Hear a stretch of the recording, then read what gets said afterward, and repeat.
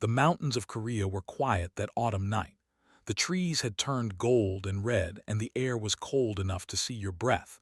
Walked alone on the hiking trail, his backpack heavy with supplies from the village below. He was a veterinarian who lived in a small house at the edge of the forest. He had no wife anymore. She had died 3 years ago from sickness. He had no children. He had only his work and his quiet life among the trees. Was 42 years old. He was not a tall man. He was not a strong man. He had gentle hands that healed sick animals and a quiet voice that calmed frightened creatures. The villagers respected him but did not know him well. He kept to himself. Grief had made him that way. That night he saw the light. It came from the sky like a falling star, but it was too big and too bright. It screamed across the darkness and crashed into the mountain with a sound like thunder. The ground shook. Birds flew from the trees in panic, dropped his backpack and ran toward the crash. He found the wreckage in a small valley. The thing that had fallen was not a meteor. It was a ship, but it was like no ship had ever seen.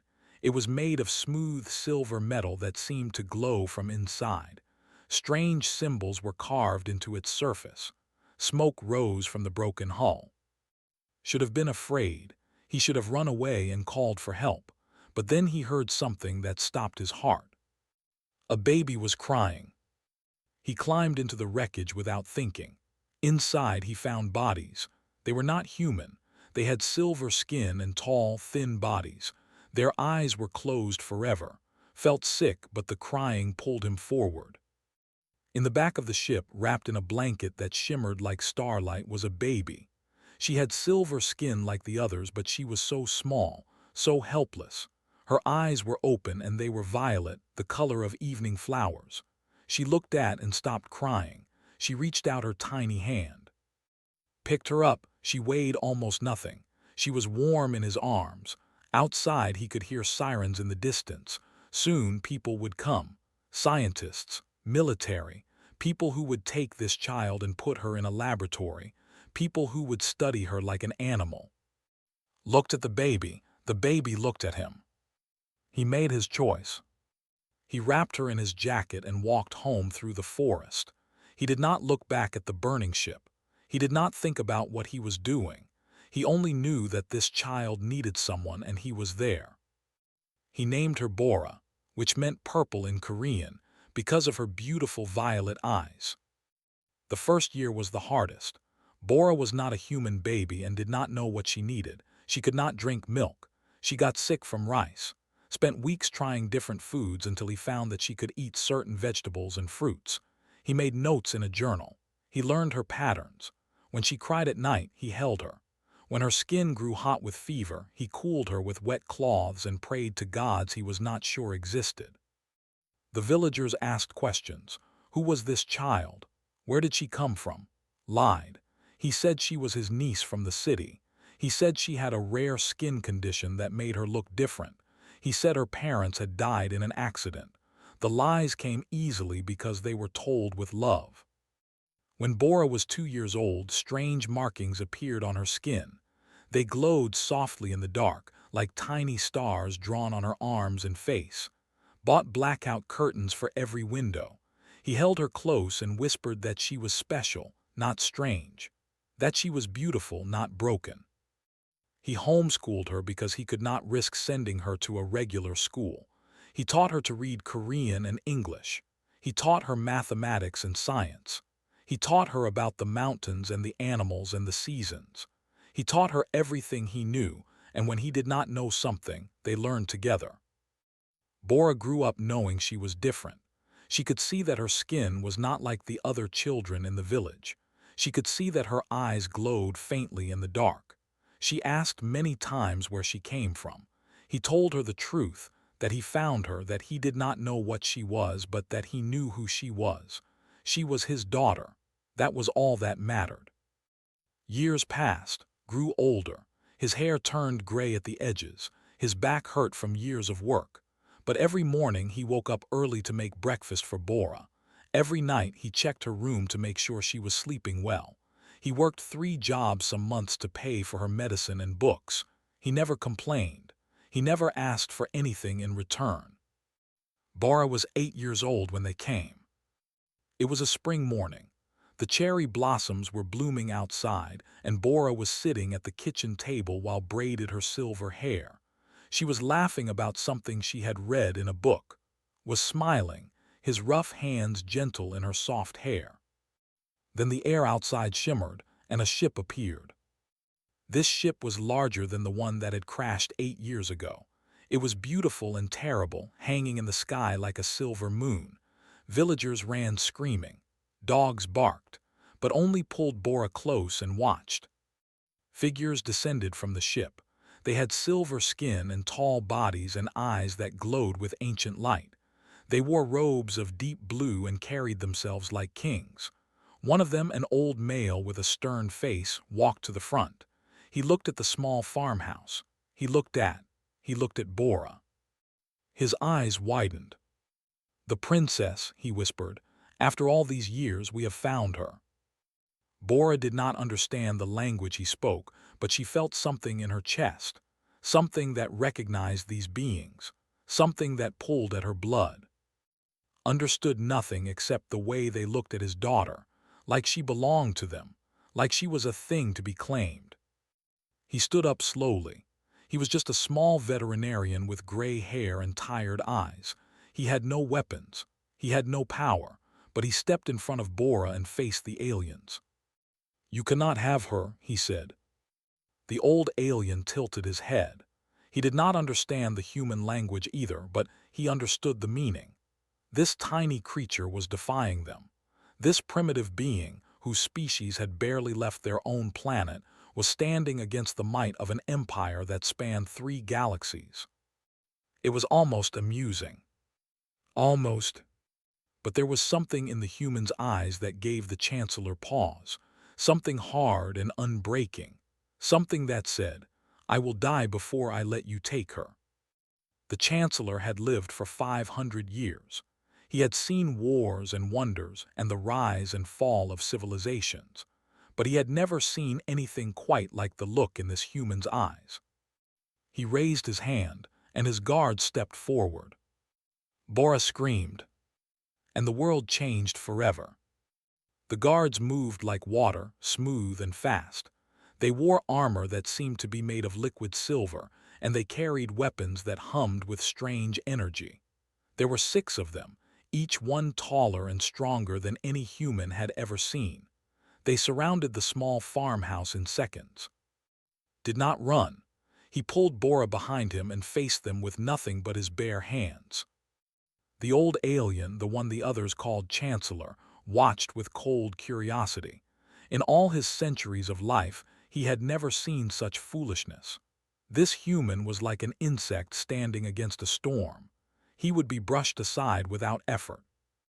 "Tell him to move," said to his translator, a younger who had studied Earth languages. The translator stepped forward. "Human," he said in careful Korean, "you will step aside. The child belongs to the Empire. She is Princess Lyra, 3rd daughter of Empress. She was lost to us 8 years ago. We have come to take her home." Listened, his face did not change. "Her name is Bora," he said quietly. "She is my daughter, she is home." The translator reported his words to the Chancellor. His expression shifted from curiosity to irritation. He did not have time for this. The Empress was waiting. The entire empire was waiting. They had searched for the lost princess across 1,000 star systems, and now this primitive creature thought he could simply refuse. "Offer him compensation," said. "Wealth, technology, whatever his species values, we do not need violence here." The translator spoke again. "Human, the Empire is grateful for your care of the princess. We offer you rewards beyond your imagination. Gold, medicine, machines that can heal any sickness. You will live like a king among your people. All you must do is release the child." Bora was clinging to his leg, her violet eyes wide with fear. She could not understand everything the aliens were saying, but she understood enough. They wanted to take her away, away from her father, away from her home, away from everything she had ever known. "Dad," she whispered in Korean, "Dad, I am scared." Reached down and touched her hair. His hand was trembling, but his voice was steady. "Do not be scared, little flower. I am here. I will always be here." He looked at the translator. "I do not want your gold. I do not want your machines. I want my daughter. Go away." His patience was finished. He had offered kindness and it had been rejected. Now he would use other methods. He raised his hand and the guards stepped closer. Their weapons began to glow. "Take the princess," commanded. "Do not harm her. The human is not important." The guards moved, but before they could reach Bora did something unexpected. He grabbed a kitchen knife from the table and stood in front of his daughter. It was a small knife, meant for cutting vegetables. Against armor it was useless, but held it like it was a sword. "You will not touch her," he said. One of the guards laughed. It was a cold, harsh sound. He reached for, intending to push him aside like a leaf in the wind. Moved, he was not fast, he was not trained, but he was desperate. The knife cut across the guard's hand, slicing through a gap in the armor. Silver blood sprayed across the floor. The guard screamed in shock more than pain. No primitive had ever wounded a soldier. It was impossible, unthinkable. The other guards raised their weapons, knew he was about to die. He did not care. He only turned and wrapped his body around Bora, shielding her completely. If they wanted her, they would have to go through him first. "Stop!"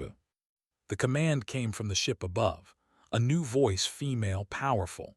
The guards froze instantly, even bowed his head. A hologram appeared in the air before them. It showed a woman of incredible beauty and terrible presence. Her silver skin was darker than the others, almost gray. Her eyes burned like twin suns. She wore a crown of floating crystals that orbited her head like planets around a star. Empress had been watching.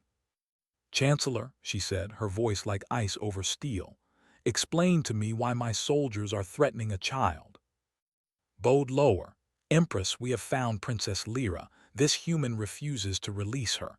He wounded one of our guards. I was about to." "You were about to murder a man in front of my daughter."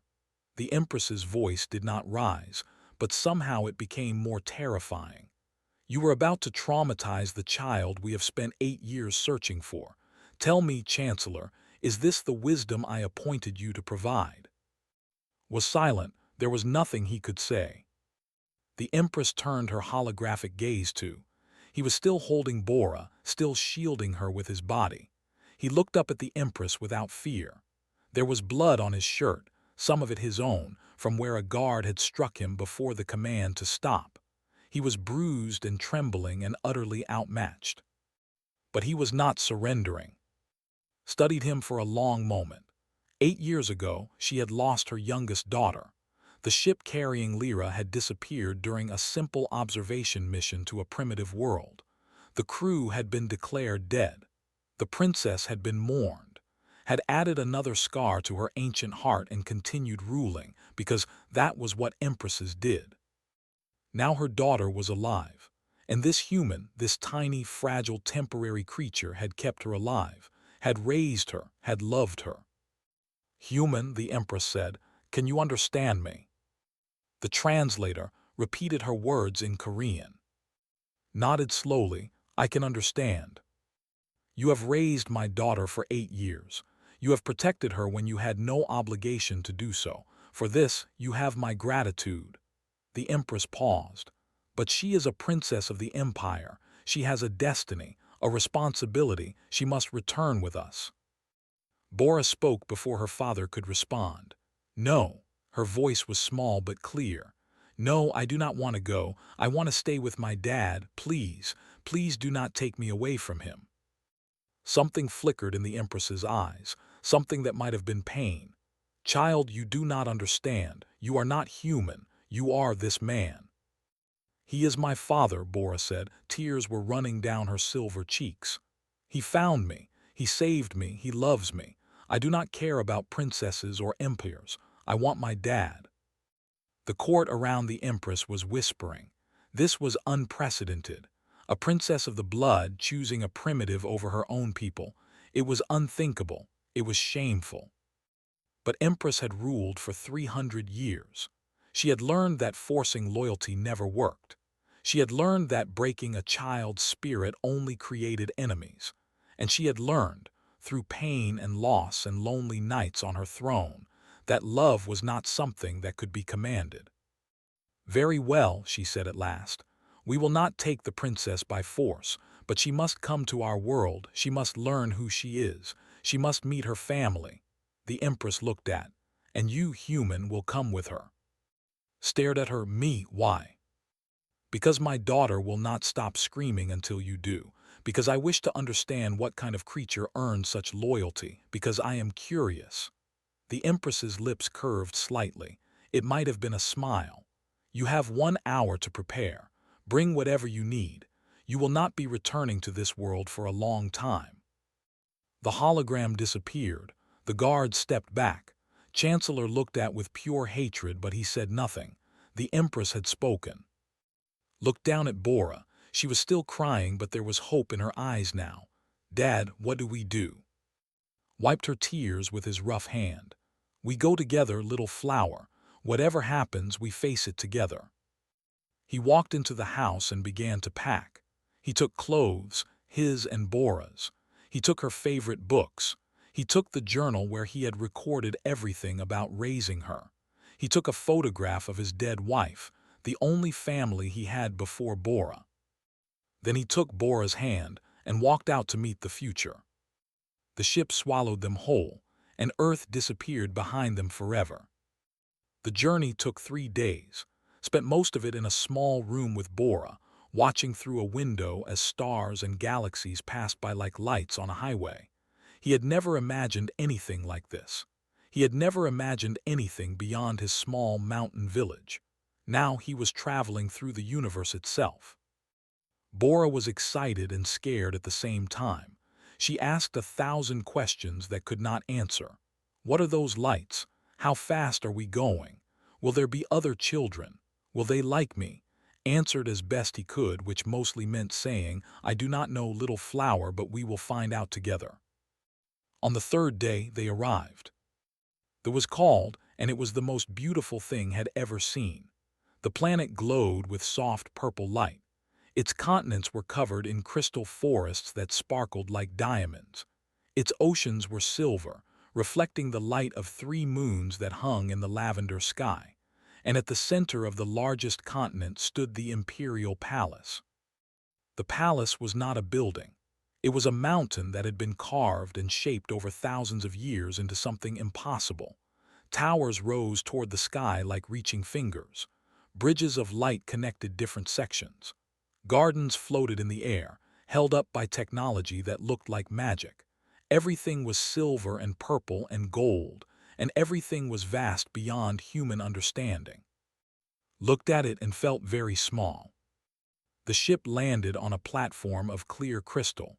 Chancellor led them out, his face still cold with disapproval. He had not spoken to since Earth. He did not intend to start now. As far as he was concerned, the human was a problem that would eventually solve itself. Guards escorted them through endless hallways. Servants stopped and stared. They had never seen a human before. Some looked curious. Some looked disgusted. Some looked at Bora with strange expressions, recognition and wonder and something else. Something hungry. Bora held her father's hand tightly. The palace was overwhelming. Everyone was so tall, so elegant, so different from her.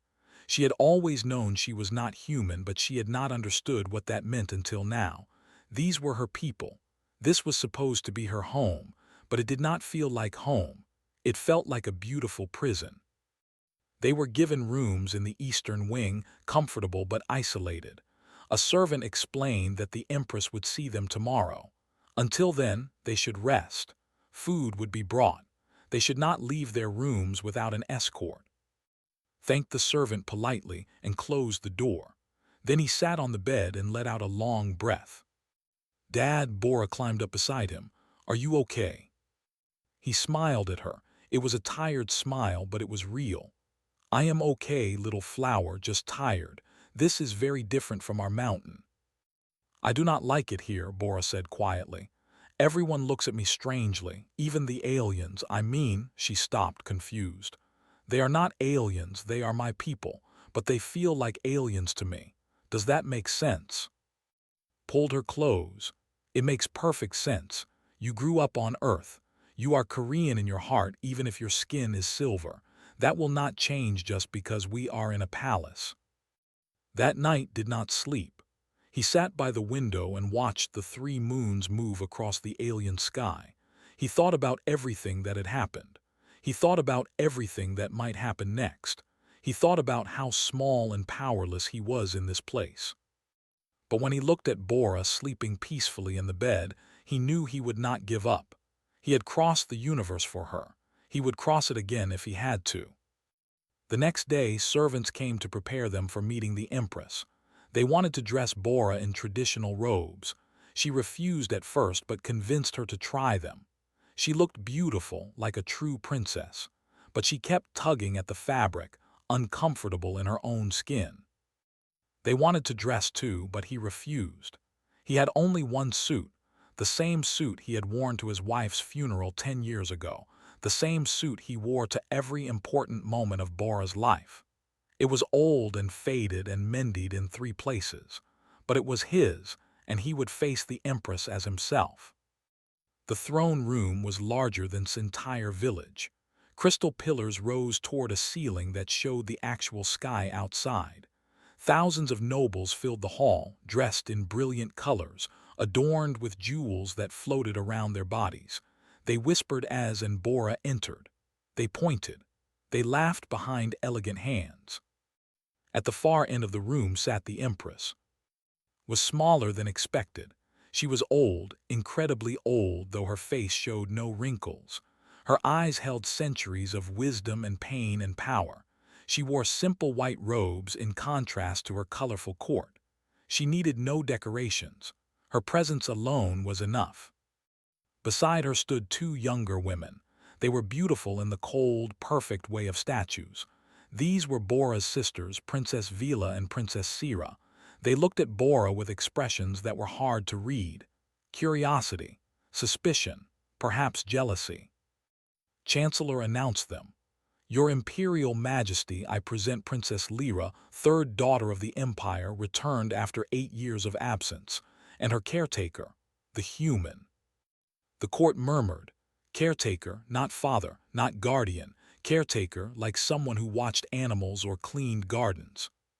Said nothing, he had expected insults, he would endure them. Empress studied them for a long moment. Then she raised her hand, and the room fell silent. Come forward, child, she said to Bora. Bora looked he nodded encouragingly. She walked forward slowly, her new robes dragging slightly. She stopped at the base of the throne and looked up at the Empress, at her birth mother, with uncertain eyes. You look like your grandmother, said softly. She had the same eyes, the same stubborn set to her chin. She paused. Do you know who I am? Bora nodded slowly. You are my mother, my birth mother. Yes, and do you know who you are? Bora was quiet for a moment. Then she said, I am Bora, daughter of I lived in the mountains. I like to read books and watch the stars and help my father with his work. I am good at mathematics. I cannot cook very well. She stopped, not sure what else to say. Something flickered in the Empress's ancient eyes. It might have been sadness. It might have been pride. It was hard to tell. We searched for you for 8 years, said. We thought you were dead. I mourned you. I had a memorial built in your name. She leaned forward slightly. And now I find you alive, raised by a species we barely knew existed, speaking their language, wearing their customs in your heart. I am sorry, Bora whispered. Do not be sorry. The Empress's voice was sharp. Never be sorry for surviving. Never be sorry for being loved. She turned her gaze to who stood alone at the back of the hall. Come forward, human. Walked forward. Every step felt like a mile. The nobles parted before him like water, none of them wanting to touch him or even stand near him. He stopped beside Bora and faced the Empress. Looked at him for a long time, this small creature. This fragile being who lived barely a century. He had no weapons, no power, no importance in the vast scheme of the universe, and yet he had kept her daughter alive. He had loved her when he had no reason to. He had stood against soldiers with nothing but a kitchen knife. "You are either very brave or very foolish," the Empress said. Met her eyes without flinching. "Probably both, Your Majesty." A small gasp ran through the court. No one spoke to the Empress so casually. No one dared. But smiled. It was a tiny smile, barely visible, but it was real. "We shall see," she said. "We shall see what you truly are." He learned that politics were like poison. Everyone smiled, but everyone had knives behind their backs.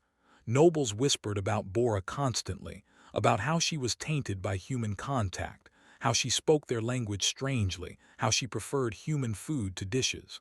Some called her the Lost Princess. Others called her the Savage Princess. Both names made blood boil.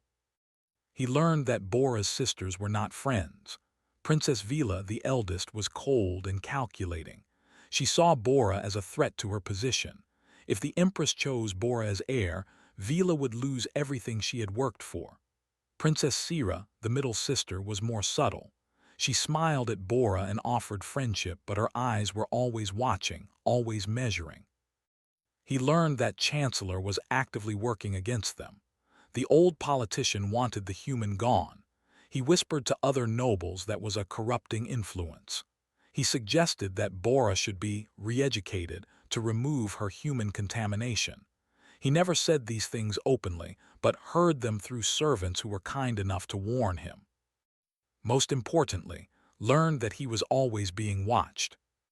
The Empress had not spoken to him again since the throne room, but he could feel her attention. Guards followed him everywhere. Servants reported his every movement. His room was searched regularly while he was away. They were studying him, measuring him, trying to understand what he was. Did not change his behavior. He woke up early every morning and made breakfast for Bora with whatever ingredients he could find. He helped her with her lessons. Tutors taught her language and history, but she still struggled and sat beside her and encouraged her. He braided her hair every night before bed, just like he did on Earth. He read to her from the books he had brought. He held her when she cried from loneliness and confusion. The servants began to talk, not about the strange human and his inappropriate ways, but about something else, about how he never asked for anything for himself, about how he worked tirelessly for the child, about how he looked at her with such love that it made something ache in their own hearts. They were an ancient species. They lived for centuries. They had conquered galaxies and built wonders beyond imagination. But somewhere along the way, they had forgotten something. Watching this simple human, some of them began to remember what it was. On the first day of the third month, Princess Vila came to visit Bora. Was suspicious immediately. Vila had never shown interest in her younger sister before. Now she swept into their rooms with a smile like glass, beautiful but cold. "Little sister," Vila said sweetly, "I thought we might walk in the gardens together, just the two of us. Sisters should know each other, should we not?" Bora looked at uncertainly. He nodded slowly. She needed to build relationships here. She needed allies, and perhaps Vila was genuinely trying to connect. "Go ahead, little flower," he said. "I will be here when you return."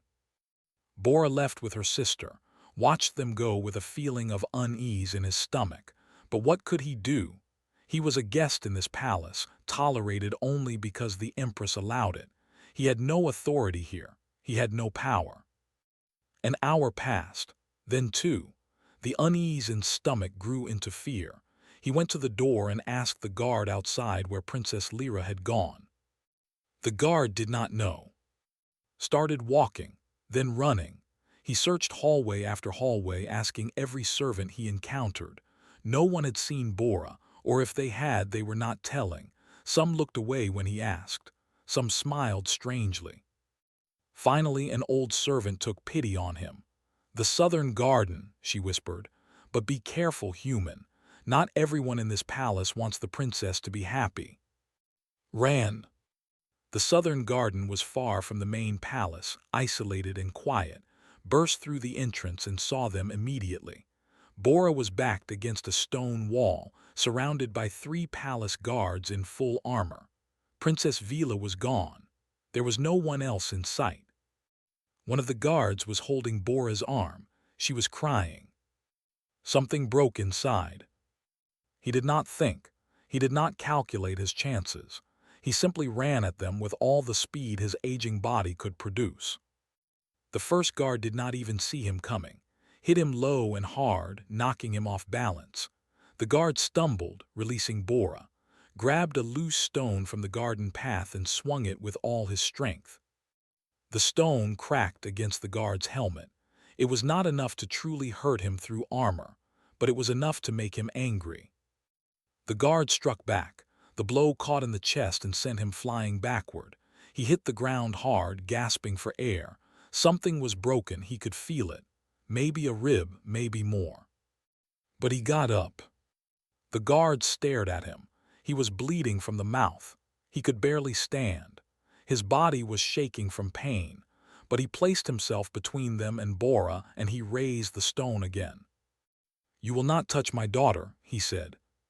The guards hesitated. They had been ordered to threaten, to test. No one had expected the human to fight. No one had expected him to keep fighting after being struck down. Did not know this was a test. He did not know the Empress had arranged this to see what he would do.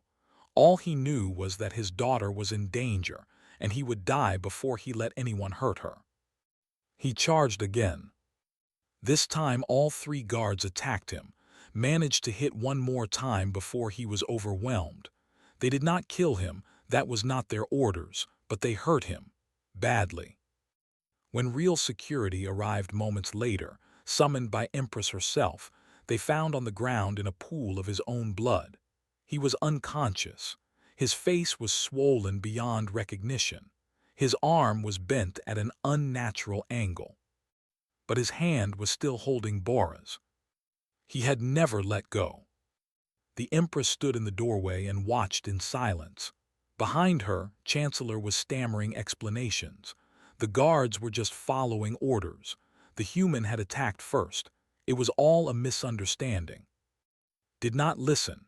She walked to the fallen human and looked down at him for a long moment. Then she looked at Bora, who was sobbing, desperately trying to wake her father.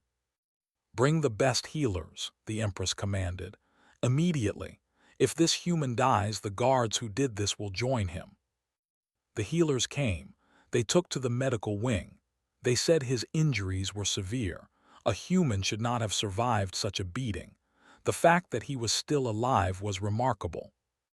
But medicine was advanced beyond anything on Earth. They repaired his broken bones. They healed his internal bleeding. They cleaned his wounds and monitored his sleep. And through all of it, Bora refused to leave his side. She slept in a chair beside his bed. She held his hand through every hour. She talked to him even when he could not hear, telling him stories about their life in the mountains, about the cherry blossoms and the animals he healed and the quiet evenings by the fire. "Please wake up, Dad," she whispered into the darkness. "Please, I cannot do this without you. I do not want to be a princess. I just want to go home. I just want you." On the 4th day, opened his eyes. The first thing he saw was Bora's face. She was crying again, but this time they were tears of joy. "Little flower," he said weakly, "are you okay? Did they hurt you?" Bora laughed through her tears. "You almost died, and you are asking if I am okay." Smiled, it hurt his face, but he smiled anyway. "That is my job, is it not? Making sure you are okay." Outside the medical room, hidden in the shadows, Empress watched this exchange. She had watched for hours now, listening to the human's steady breathing, listening to her daughter's whispered prayers. She had arranged the test to see if the human would protect Lyra. She had expected him to run or to call for help. She had not expected him to fight 3 trained guards with his bare hands. She had not expected him to nearly die for a child who was not even his species. The Chancellor said humans were primitive, weak, unworthy of attention. Looking at, the Empress was no longer sure the Chancellor was right. Recovered slowly. Medicine was powerful, but he was human, and his body needed time to heal. During those weeks, something changed in the palace. Servants who had ignored him before now nodded in greeting. Guards who had watched him with suspicion now watched him with respect. Even some nobles, the younger ones, the ones who still remembered what honor meant, began to visit him. They brought gifts. They asked questions about Earth, about humans, about how such a small species could produce someone like him. Answered their questions honestly. He did not pretend to be special. He did not claim to be brave. He simply said that Bora was his daughter and that he would do anything to protect her. That was all. That was everything. Princess Vila stopped speaking to anyone about the incident in the garden. She had expected the human to fail. She had expected him to run away or freeze in fear. Instead, he had fought. He had bled. He had nearly died. And now the entire palace was talking about it.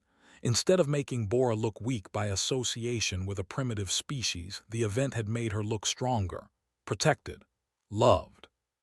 Vila had made an enemy she did not expect. Princess Sira came to visit Bora one evening while was resting.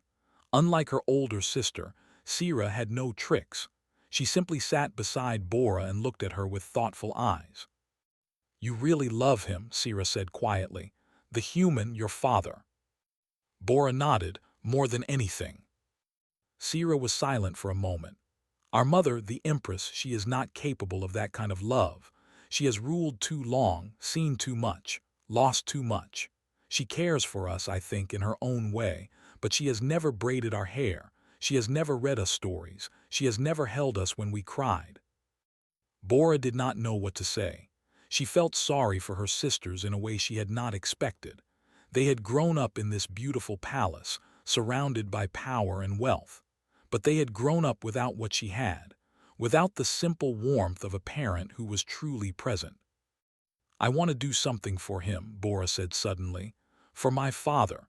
He gave up everything for me, his home, his work, his whole life. I want to give him something back." Sira tilted her head. "What did you have in mind?" Bora told her about the ceremony of names. She had read about it in her studies of history. It was an ancient ritual, rarely used, that allowed someone to formally recognize a bond that was not of blood. It was usually used for adoption or for honoring great warriors. It had not been performed in 3 centuries.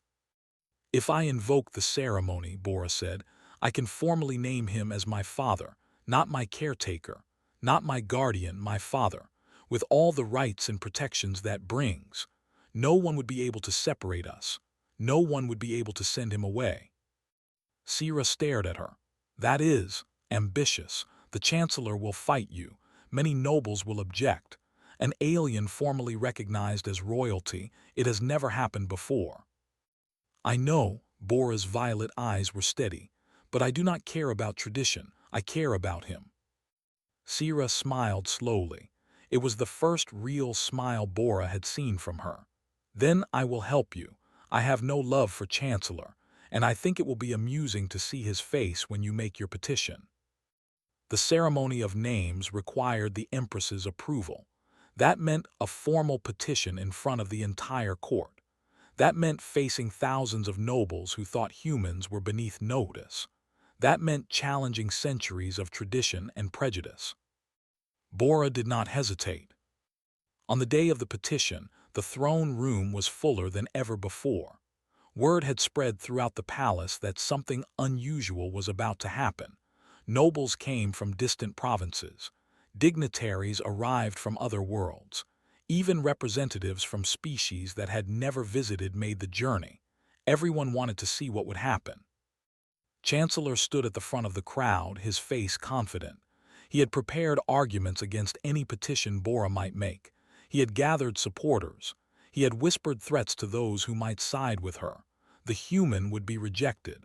The princess would be taught her place. Everything would return to normal.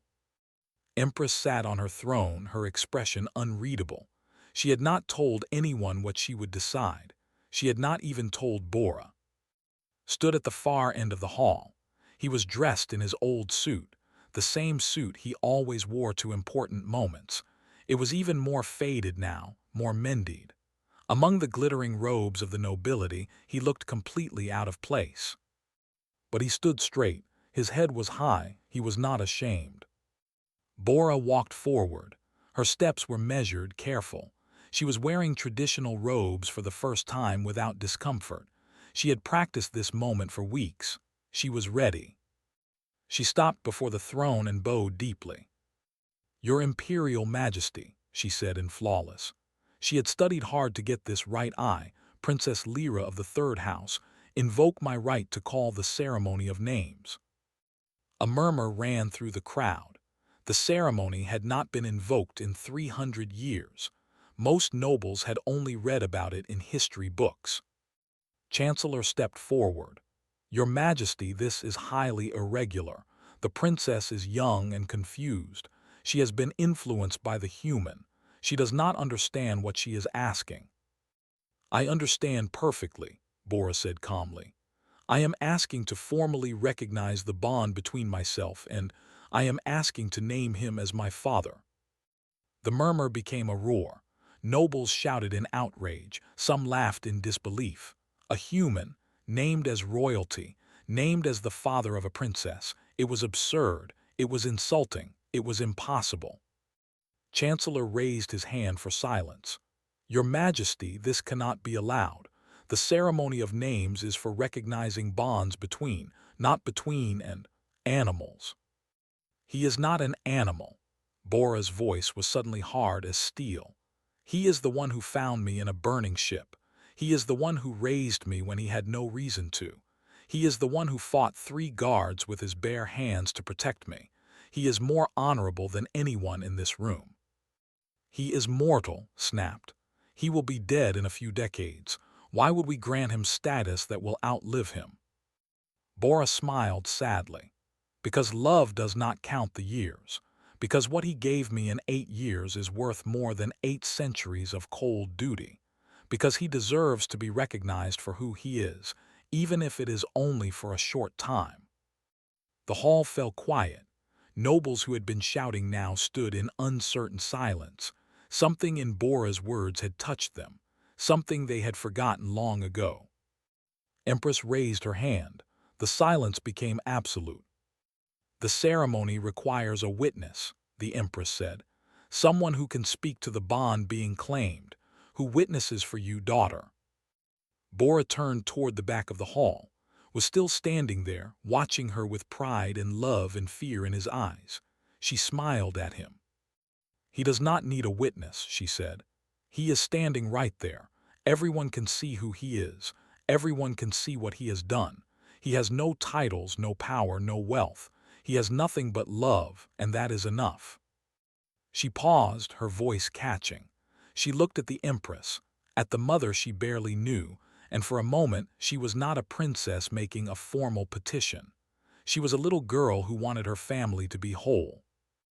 "Mom," she whispered, her voice breaking slightly. "That's him, that's my dad." And the entire palace fell into speechless silence. No one moved. No one breathed. The most powerful beings in 3 galaxies stood frozen, watching a child point at a small human man in a mendied suit. Empress rose from her throne. No one could remember the last time she had done that. Empresses did not stand for anyone. They did not descend from their thrones. They sat above the world and judged from on high. But rose and she walked. She walked past her daughter, past the stunned nobles, past Chancellor whose face had gone pale with shock. She walked all the way to the back of the hall where stood alone. He looked up at her. She was much taller than him, older than mountains, more powerful than stars. She could destroy him with a word. But he did not look away. "You raised my daughter," she said quietly. "I raised my daughter," he corrected just as quietly. The Empress studied him for a long moment. This small creature, this brief spark of life that would burn out in a few decades. He had no magic, no technology, no gifts. He had only his hands and his heart and his stubborn, unbreakable love. She bowed. the empress of the ruler of 3 galaxies, bowed to a human veterinarian from a mountain village on Earth. The nobles gasped. Chancellor made a strangled noise, but no one dared to speak. "Then she is fortunate," said, her voice carrying through the silent hall, "to have 2 mothers and 1 father worthy of the name." She turned and walked back to her throne. When she spoke again, her voice was formal, ancient, final. "The ceremony of names is approved. Let it be recorded for all time. Of Earth is hereby recognized as royal father to Princess Lirabora of the Empire. He shall be granted the title of Lord Protector, with all rights and privileges thereof. He shall remain at his daughter's side for the rest of his days. Any who threaten him threaten the crown itself." Chancellor opened his mouth to protest. "And the Chancellor," the Empress added coldly, "is relieved of his duties, permanently." His mouth closed. He bowed stiffly and walked out of the hall, his power gone in an instant. Bora ran to her father. She threw her arms around him and cried into his chest, held her tightly, his own tears falling into her silver hair. "Little flower," he whispered, "what did you do?" "I made it right," she said. "I made it official. You are my dad, now and forever." Around them, the nobles of the empire watched in silence. Some were still shocked. Some were angry, but many were looking at the human and his daughter with something new in their eyes. Understanding. In the centuries that followed, historians would write about this moment. They would analyze the political implications, the cultural shifts, the diplomatic changes. They would debate whether the Empress had planned this all along or was genuinely surprised. But the people who were there would remember something simpler. They would remember a little girl in a grand hall, looking at a small man in a mended suit. They would remember the love in her voice when she said those words. "Mom, that's him. That is my father." And they would remember how an entire empire fell silent in the presence of something they had almost forgotten existed. Something called love.